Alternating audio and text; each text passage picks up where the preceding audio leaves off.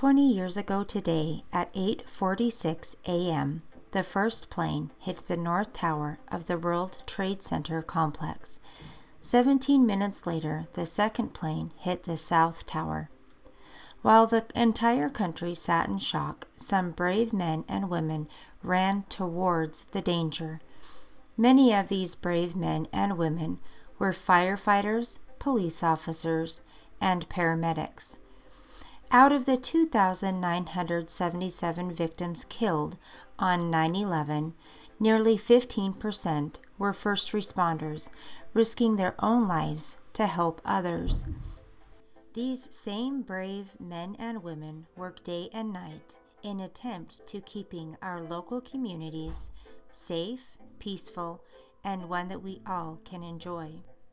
Today, to pay tribute to our brave and very much appreciated first responders, we will be looking inside one of the fire departments in Bozeman, Montana, to get an inside view of what it is like to be a firefighter in this wonderful community, and to get up close and personal with our amazing fire chief, Chief Waldo. Josh, how long have you been with the fire department, and what is your favorite thing about the job? Been here just a little over 6 years. Been in the fire service 20.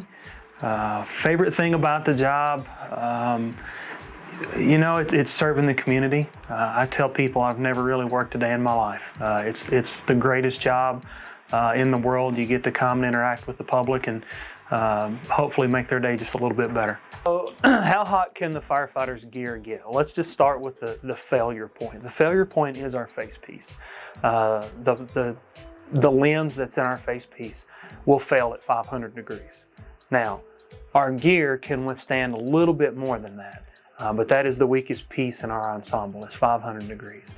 Does it get hot? Absolutely. But the beauty of our gear is that it actually has 3 different layers in it. And so if it's 600 degrees on the outside of the suit, we might be at 150 inside the suit. It is not uncommon for firefighters when they come out that their core body temperature is somewhere in the 103 to 104 range. And so it's really important when we've been in an active fire that we get them out, cool them off as quick as we can. Because 103, 104 core body temperature is not good. How much does our equipment weigh? If we're fully loaded, so pants, jacket, helmet, our breathing apparatus, you're going to be at around 50 pounds.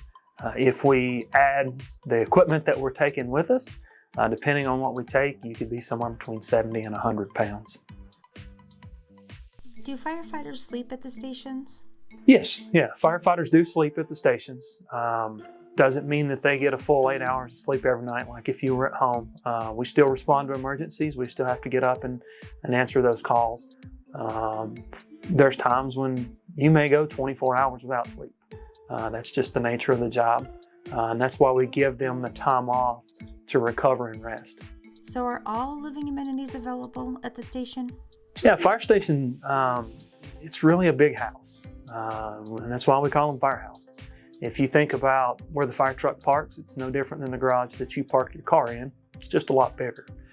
If you go in a fire station, you'll see living rooms, kitchens, bathrooms, bedrooms. It'll look very similar to a house. You'll see some other things. There'll be some offices and workspaces. There's usually a facility to work out. But it very much is a home for these firefighters. They're here a third of their life. So.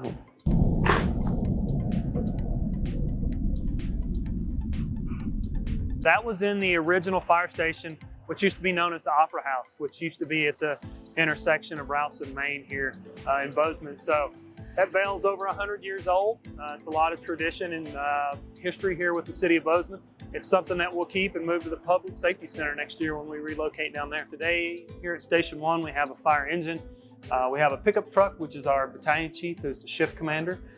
These are the only 2 apparatus that are staffed here at Fire Station number 1. Traditional firehouse, big open garage or apparatus bay. Stuff's parked here in a ready state to go. You can see the gear is kind of lined up along the walls. In the middle of the bay here, we still have the pole. That pole was from the original fire station here in Bozeman. We transferred that thing over from that facility to here, and we'll take that pole with us to the Bozeman Public Safety Center. So, small station that was not really designed for modern day firefighting facilities. You can see that this is our workout area. This is also where we park our lawnmower, park other equipment, and it also is the current house of the city's first fire engine from 1889. So the Bozeman Fire Department was founded on February 22nd of 1884. Didn't take ownership of its first fire engine until 1889. This is a tremendous piece of history that the city has held on to, and it will also be relocated to the Bozeman Public Safety Center. You can see the fire engine stays in a ready state, gears laid out, ready to go. Time is of an essence for these firefighters, so they make sure that everything's readily accessible, easy to get to, so that they can move pretty quick. The fire house kitchen table is vitally important. More conversations, more camaraderie gets accomplished and happens at this table than anywhere else. Whether it's over a cup of coffee, whether it's over lunch, the kitchen table in any firehouse, in any fire station in America is a staple. So very important piece here. Lastly, this is the bedroom. Not exactly the best setup here at this facility. Typically we would have individual rooms for all of our members. As we're building new fire stations, we're doing that. You can see here we just have office cubicles to give people just a little bit of privacy. But again, once we move into the Bozeman Public Safety Center, this will look very different. So if you want to come back and see a more modern fire station, that'll be the time to do that. There's the look down the hole. Don't use the pole as much as we used to. Back in the history of this department, it's hard on the knees, it's hard on the ankles. We'll still have some of our younger folks use it, but for the most part, we take the stairs. Also creates a challenge in the winter here, because it lets a lot of cold air in.